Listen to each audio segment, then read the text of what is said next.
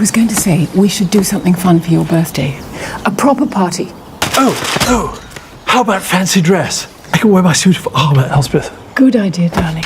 Saltburn is a twisted fever dream of opulence and luxury that centers on troubled lower-class outsider Oliver Quick, who's taken in by the wealthy Catton family in his time of need. It's set in an extravagant castle, but no scene is more lavish than Oliver's Midsummer Night's Dream-themed birthday party thrown by Elsbeth, the mother of the Catton family. And because I've always been a bit of a symbolism nerd who loves picking apart books and movies in search of any scraps of additional hidden meaning, I couldn't help but notice a few things while watching Saltburn, specifically in the party costumes of the 4 youngest characters. And before we start, I just want to give a spoiler warning for very minor character and plot details, but any major spoilers I will let you know before I get into them. So, fair warning.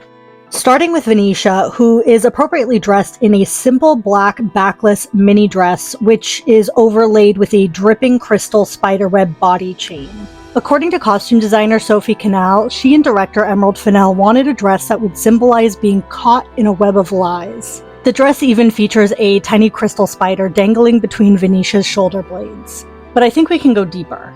Watching an interview with Alison Oliver, who plays Venetia, gave great insight into her character. She spoke on how Venetia presumably lives in this giant empty castle, longing for companionship from people her own age while Felix and Farleigh are away at school. Her only real entertainment is likely partying on the weekends in London, but her life is void of any meaning until Felix comes back with new friends, and that's when she really comes alive. Saltburn acts like a spider's web, luring in and collecting misfits who essentially become the family's pets until they grow bored and discard them. And Venetia, on some levels, is the Black Widow, but not from the angle that we're used to seeing, and this is because we see the movie through Oliver's eyes, and Oliver can see straight through Venetia to her vulnerabilities. So while Black Widows as a femme fatale trope often appear on the surface to be mysterious, seductive, and dangerous, most of the time this is a facade obscuring a troubled past and general weakness. She's a predator and prey, poisonous but small enough to crush. And we briefly see glimpses of Venetia's sexy, mysterious facade, but very quickly we get to know that underneath the mask, Venetia is insecure and fragile, and that's again because Oliver is the observer. Because I think she's someone who definitely presents a certain way, but actually is quite different. Unfortunately, the Black Widow has a distorted perception, which leads her to seek validation from the fleeting desires of men. Men who see her as a status symbol and wish to use her to their gain. She is often caught in a web of self-destruction, and this describes Venetia to a T. Elsbeth mentions when Venetia is first introduced that she's been draping herself over chairs all day hoping Oliver will stumble in on her, and she likely does this to all of Felix's incoming male friends. She wants to lure Oliver in for her own validation and entertainment. She wants to consume him. But Oliver is not prey. He can see through her facade and understands he can weaponize her own sexuality against her, which is a weakness of the Black Widow archetype. Her need for raw, vulnerable connection, which Oliver gives to Venetia, fully accepting her in the garden scene. By the time Venetia begins to see through Oliver, it's too late and she's crushed like a harmless spider. Next is Farleigh, who was dressed as a donkey. Costume designer Sophie said that the mask was made from papier-mâché inspired by a vintage mask that was too delicate to use in filming. And it was mentioned that the mask that they made looked like it could have been pulled from a drama school costume closet, which adds to the element that Farleigh, despite being somewhat part of this extravagant world, is far less wealthy than his relatives. Hence a cheaper costume. Sophie mentions that Farleigh is an individual in his style, more boundary-pushing and theatrical, and as much as he is playful, he's also a rule breaker. Donkeys have represented many things in literature, from being stubborn to servile to lower class, but Farleigh is not just any donkey.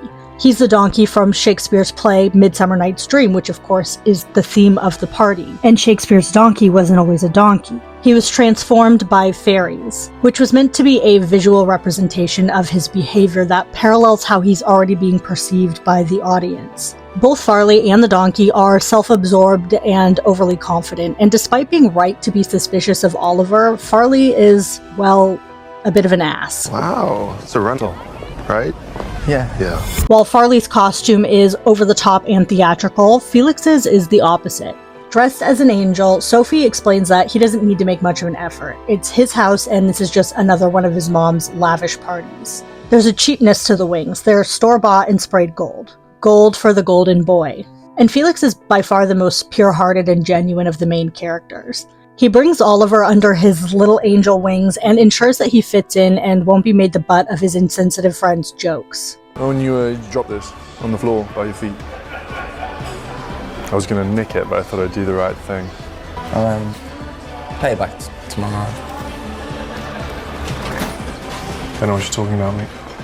Thank you, Ollie! He tries to be a force for good throughout the movie despite his frat boy appearance. But Felix's angel reminds me of someone, another famous angel costume. Claire Danes' Juliet from 1996 Romeo and Juliet. Not only are they visually similar, but the plot parallels are as well. And now Felix's costume is going to have a few more spoilers than the rest, so please skip ahead if you haven't seen the movie. The timestamp for Oliver's costume is on the screen now. Have you done it? Great, let's continue.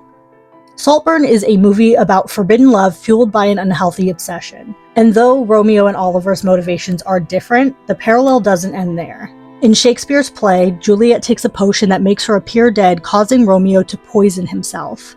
And in similar fashion to Romeo and Juliet, Felix sadly dies from a bottle of poisoned champagne given to him by his admirer, Oliver. And speak of the devil, horned and all, Oliver attended the party as a deer, or a stag to be more accurate. And again, I should note that Oliver's costume breakdown requires a few minor spoilers as well. Nothing major, just hints at his character's motivations. Okay, now let's get into Oliver.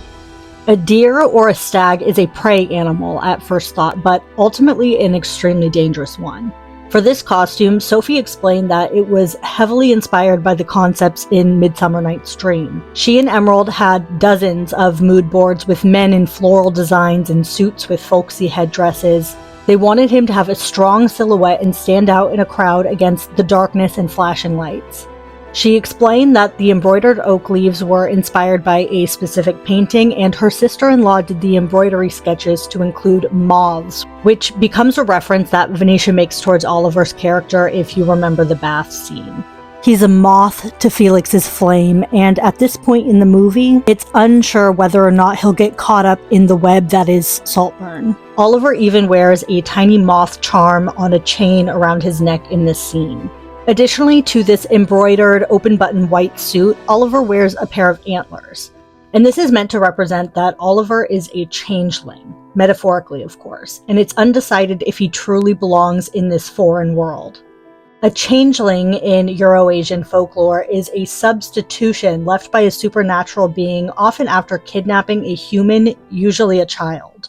The supernatural creature is often a fairy or a demon, and they act as the replacement child, but over time begin to show inhuman qualities. And as the movie shows, Oliver doesn't just love Felix, he wants to become him. A common way to identify a changeling was to observe them when they thought they were alone. And well, we've seen the strange things that Oliver gets up to when he's alone.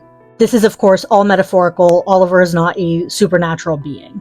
This costume also reminds me of this image from the surrealist Rothschild ball, just a little side note.